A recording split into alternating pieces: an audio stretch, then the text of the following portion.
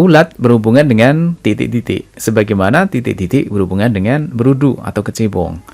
Ulat, apakah hubungannya dengan bulu, kemudian kolam hubungannya dengan berudu.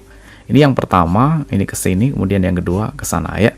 Ulat dengan bulu itu bisa jadi ada hubungannya ya, ada ulat yang berbulu, tapi ada juga yang tidak. Nah, kalau misalkan ulat berbulu, kemudian apakah kolam berkecebong? Kan tidak juga ya, berarti salah ya.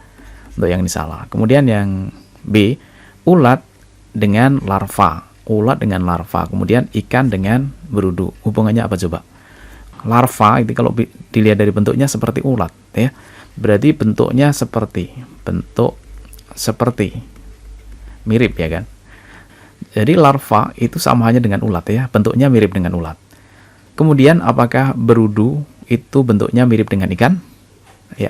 Ulat, kita tulis ya, ulat itu kalau dengan larva ya. Kemudian ikan itu dengan berudu. Kalau kita lihat hubungannya, kalau misalkan bentuknya seperti ya, atau bentuknya hampir mirip ya, larva itu bentuknya seperti ulat, kemudian berudu bentuknya seperti ikan. Untuk sementara jawaban yang B ini bisa dijadikan sebagai jawabannya ya, tapi kita lihat yang lainnya dulu. Kemudian kita cek yang C. Ulat berhubungan dengan kupu-kupu. Ulat setelah ulat menjadi kupu-kupu. Benar juga ya. Kemudian apakah setelah kata hijau menjadi berudu atau kecebong? Kebalik ya. Jadi ini tidak ya, tidak. Kemudian yang D. Ulat itu menjadi pohon. Kemudian enceng gondok itu hubungannya dengan berudu. Apa hubungannya? Ulat di pohon, enceng gondok di kecebong, kan juga tidak ada hubungannya ya. Kemudian yang E, ulat kepompong, kemudian kata kecibong, ulat kepompong, ulat kepompong.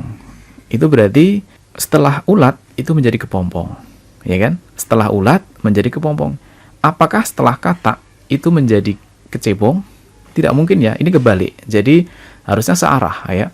Ulat menjadi kepompong, kemudian harusnya berudu atau kecebong menjadi kata. Ini terbalik. Jadi kemungkinan ini tidak. Yang paling berhubungan berarti tetap yang B ya jawabannya ya.